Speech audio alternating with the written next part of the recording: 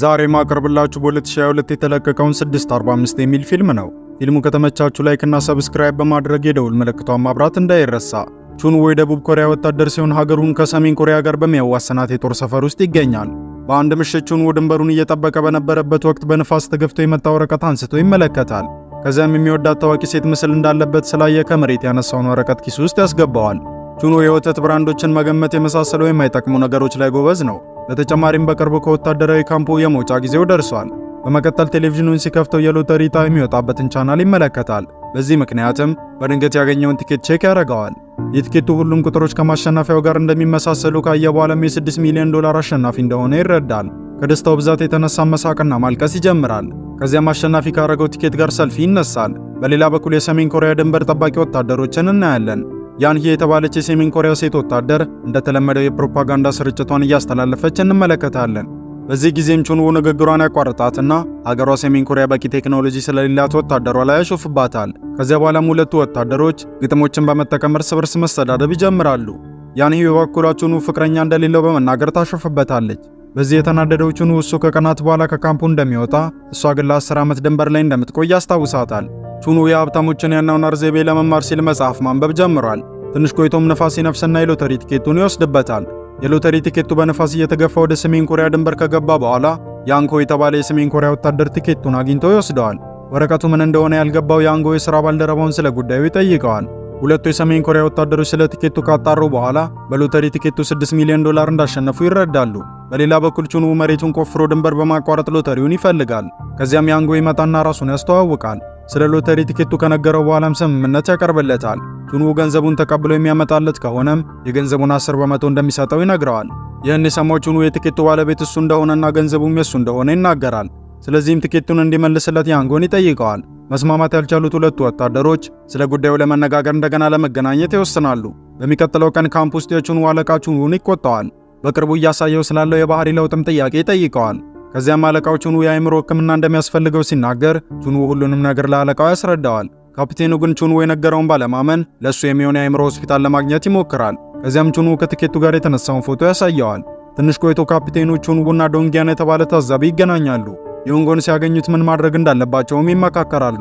ይህ በእንዲህ እንዳለ የወንጎና የሰሜን ኮሪያ ባልደረባው በ$6 ሚሊዮን ምን እንደሚያደርጉ ያስባሉ። ቹንዎና ካፒቴኑን በተመሳሳይ ስለ ገንዘቡ እያለሙ ነው። ከዚያም ቹንዎ ለአለቃው ከሎተሪ ቲኬቱ ላይ 15% እንደሚሰጠውና ለዶንጊያን ደግሞ 7% እንደሚሰጣቸው ቃል ይገባላቸዋል። በመቀጠል ሁለቱ ወታደሮች ድንበሩ ላይ ይገናኛሉ።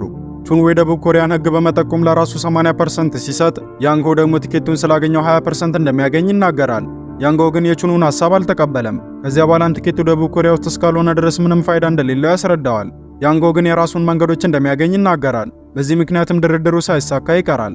በመቀጠል የያንጎ አለቃ ሁለቱንም ወታደሮች አንድ ላይ ይይዛቸዋል። በዚህ በጣም የደነገጡት ሁለቱ ወታደሮች ሁሉንም ነገር ይነግሩታል። በሚቀጥለው ቀን ሁለቱም ወገኖች የብሮድካስት ክፍሉን በመጠቀም መረጃ ይለዋወጣሉ። ከዛም በጋራ የውሃ አቅርቦት አካባቢ ለመገናኘት ይወስናሉ። ሁለቱ ቡድኖች ከተገናኙ በኋላ መሳሪያዎቻቸውን ዝቅ በማድረግ መደራደር ይጀምራሉ። የደቡብ ኮሪያው ቡድንም ከ$6 ሚሊዮን ላይ ምን ያህል ታክስ እንደሚቀነስባቸው በጽሑፍ ለሰሜን ኮሪያዎቹ ያስረዷቸዋል። በዚህ መሰረትም የሚሰጣቸው $4 ሚሊዮን ብቻ ነው። የያንጎ ቡድን ሐሳባቸውን በፓወርፖይንት ካስረዱ በኋላ በሁለቱ ቡድኖች መሃል ከባድ አለመግባባት ይከሰታል። በተጨማሪም እርስ በርስ መሰዳደብ ይጀምራሉ። በመቀጠል ሁለቱም ቡድኖች ለብቻቸው ይመካከራሉ። ከተመካከሩ በኋላም ቹንዎ ሐሳቡን ይናገራል። በዚህ መሰረትም የሰሜን ኮሪያው ቡድን 70% ሲያገኝ የደቡብ ኮሪያው ቡድን ደግሞ 30%ውን ለመውሰድ ይስማማሉ። ቲኬቱን ለመስጠት ከተስማሙ በኋላም ይዘውብን ቢጠፉስ ብለው ይጠራጠራሉ። በዚህ ምክንያትም ሲጓተቱ ቲኬቱ የወድቅና ትግሉ አካላዊ ይሆናል። ከዚያም የደቡብ ኮሪያው ምክትል ኃላፊ ይመጣል። በዚህ ጊዜም ቹንዎ ቲኬቱን እንዳልገዛውና ከመሬት እንዳገኘው ይረዳሉ። በዚህ ምክንያትም ምክትል ኃላፊው ሁለቱም ቡድኖች ገንዘቡን እኩል እንዲካፈሉ ሐሳብ ያቀርባል። ደቡብ ኮሪያዎቹ ቲኬቱን ይዘው እንዳይጠፉ በሚልም አንዳንድ ወታደሮችን ለመቀያየር ይወስናሉ። ወታደሮቹን የሚቀያየሩትም ደቡብ ኮሪያዎቹ ገንዘቡን ይዘው እስኪመጡ ድረስ ነው። ከዚያ በኋላም ደቡብ ኮሪያዎቹ ቹንዎ ወደ ሰሜን ኮሪያ እንዲላክና ዶንጊያን ደግሞ ወደ ባንክ ሄዶ ገንዘቡን እንዲያመጣ ይስማማሉ።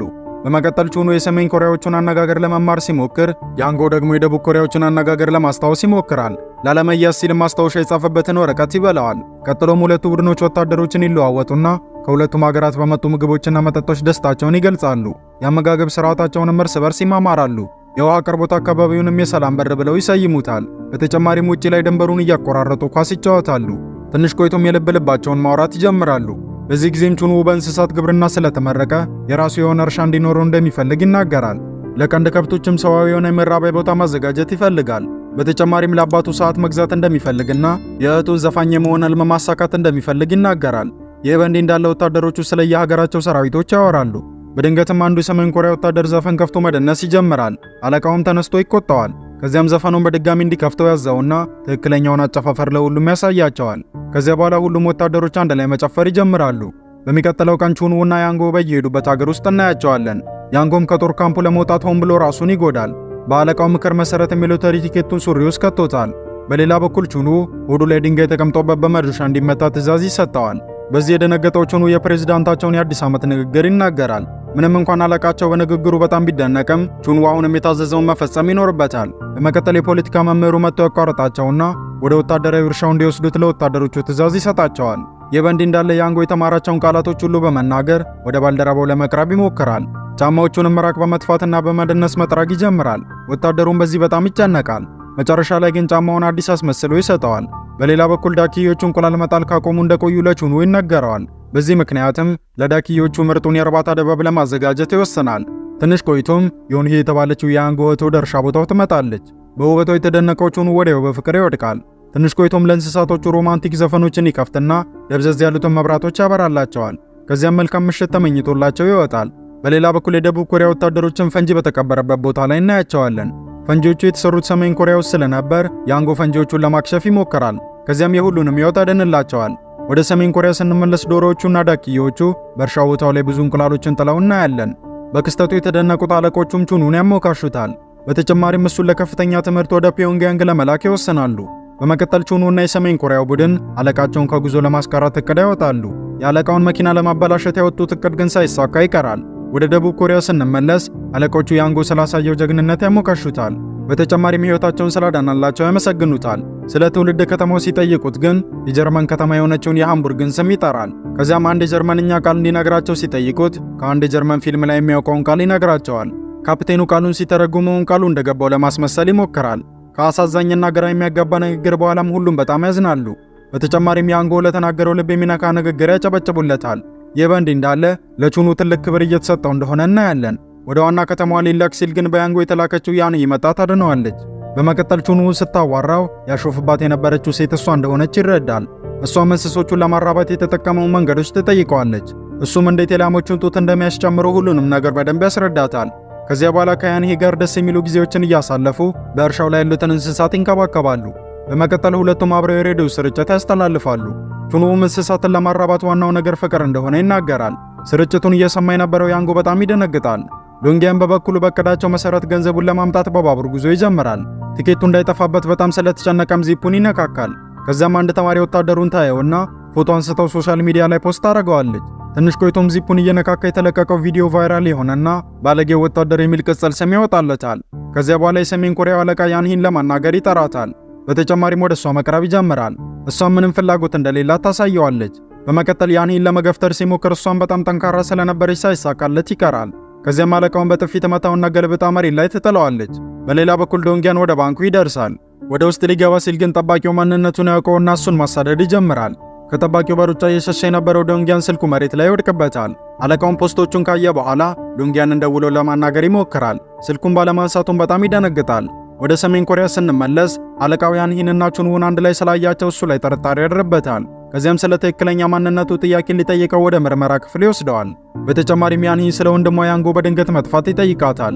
ይህን የሰማችው ያንሂ ቹንዉን እየደበደበችው እንደሆነ ካስመሰለች በኋላ አለቃውን በአንድ ቡጢ መታ ትጥለዋለች። ከዚያ በኋላም ቹንዉን ወደ አገሩ ለመመለስ ይሮጣሉ። አለቆቹም የቹንዉ ማንነት እንደተጋለጠበት መረጃ ይለዋወጣሉ። እሱም በእርሻው ቦታ ላይ የሚሰሩትንና ያንሂን ይሰናበታቸዋል። ቀጥሎም የሰሜን ኮሪያው አለቃ ዝም እንዲል የተወሰነ ገንዘብ እንዲሰጡት የበላይ አለቃውን ይጠይቀዋል። ካልሆነ ግን ሁለቱ እርስ በርስ ለመተኳኮስ ይዘጋጃሉ። በሌላ በኩል የደቡብ ኮሪያው አለቃ የዶንጊያንን መገኛ ቦታ ይደርስበታል። ከዚያም ቀኑን ሙሉ ሲዞር ሲዝናናና ሲጠጣ እንደነበር ይረዳል። ወደ አንድ ሬስቶራንት ከደወለ በኋላም ስለ ባለጌው ወታደር ይጠይቃል። ይህ በእንዲህ እንዳለ ዶንጊያን ከአንድ ደላላ ጋር ይገናኛል። በሌላ በኩል ሁለቱም ቡድኖች ወታደሮቻቸውን ለመቀየር በጋራ የውሃ አቅርቦት ቦታው ላይ ይሰበሰባሉ። ያንጎም እህቱና ቹንዉ እንደተቀራረቡ ይመለከታል። በዚህ ስለተናደደም ቹንዉን ያጠቃውና ወደዚያ የተላከው ታናሽ እህቱን እንዲጠብሳት እንዳልሆነ ይነግረዋል። በመቀጠል ዶንጊያን ገንዘቡን ይዞ ወደ ድንበሩ ይመጣል። ቀርቦት የነበረው ደላላም ከአንድ ባለሀብት ጋር አገናኝቶት እንደነበር እናያለን። ሴቷም የሎተሪ ቲኬቱን ከተቀበለችው በኋላ ያሸነፈውን የገንዘብ መጠን ሰጥታው ነበር። ሁለቱ ቡድኖች እየሳቁና እየተጫወቱ ሳለም የሰሜን ኮሪያው አለቃ ገንዘቡን ለራሱ ለመውሰድ ይመጣል። ነገር ግን አንድ ግዙፍ ከርከሮ ወደ ውስጥ ይገባል። የገንዘቡን ቦርሳ ሳይሆን ልጁ ስለመሰለው ቦርሳውን ይዞት ይወጣል። የሰሜን ኮሪያው አለቃም ገንዘቡን ለመመለስ እንስሳውን ይከተለዋል። ከዚያም ብዙ ፈንጂ የተቀበረበት ቦታ ላይ ይገባና ቦምብ ረግጦ ይሞታል። በዚህ ምክንያትም ሁለቱ ቡድኖች በጣም ያዝናሉ። ገንዘቡን በማጣታቸው አዝነውና ተክዘው እያለም ዶንግያን ከልብሱ ስር የደበቀውን ገንዘብ ያወጣል። የደበቀውም ወደ $400,000 የሚጠጋ ገንዘብ ነበር። በዚህ የተደሰቱት የሁለቱ ሀገራት ወታደሮች ማጨብጨብ ይጀምራሉ። አሁን በትንሹም ቢሆን ያቀዱትን ለማድረግ የሚረዳ ገንዘብ አግኝተዋል። ቀጥሎም እርስ በርስ ይሰነባበታሉ። በሀገሮቻቸው መሃል ሰላም እንዲወርድ ከጸለዩ በኋላም ወደፊት እንደሚገናኙ ቃል ይገባባሉ። ከዚያም አንዳቸው ለአንዳቸው ደስታና ስኬትን ይመኛሉ። ወታደሮቹን ወደ ሀገሩ ከተመለሰ በኋላ የያኒን የብሮድካስት ስርጭት ይከታተላል። በመጨረሻም ፊልሙ እዚህ ጋር ያበቃል። ከዚህ ቀጥሎ በምስሉ ላይ የምትመለከቱትን ምርጥ ፊልም ተጋበዙልኝ። እንደዚህ አይነት ጸዴ ፊልሞች ሲለቀቁ እንዲደርሷችሁ ቪዲዮውን ላይክ፣ ቻናሉን ደግሞ ሰብስክራይብ በማድረግ የደወል ምልክቷን ማብራት እንዳይረሳ።